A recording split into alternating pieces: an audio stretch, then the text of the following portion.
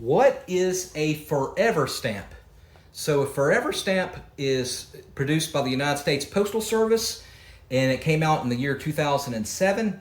And so the reason that they created this was to save the post office headaches, to have to keep, every time that they would increase the price, which would happen at least once a year or once every 2 years, people would have these other stamps like this. This was from 1993.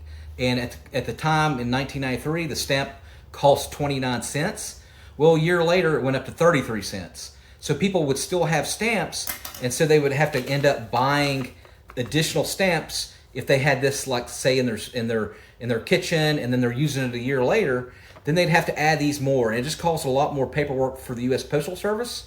So intelligently, the U.S. Postal Service is like, well, instead of every time we increase, we have to spend all this time and money and manpower to provide these additional smaller stamps. So let's just go ahead and make a forever stamp. That way, a year from now, 5 years from now, 20 years from now, and now it's been, 16 years, 17, 18 years. Now, a forever stamp that you buy in 2007 can still be used today in 2025.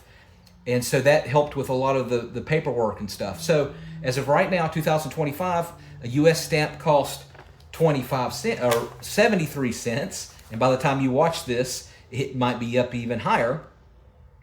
And that can mail a letter that's approximately 11 inches by 6 inches, and it's not over an ounce, and it's not over a quarter of an inch thick. So one forever stamp in the United States, I can mail it out anywhere in the continental United States, Alaska, Hawaii, and I can mail it to another state, and it will only cost, as of 2025, 73 cents. All right, and so that's the good thing about forever stamps. There was a guy named Clark Howard. He's still on the radio. He's a financial guru.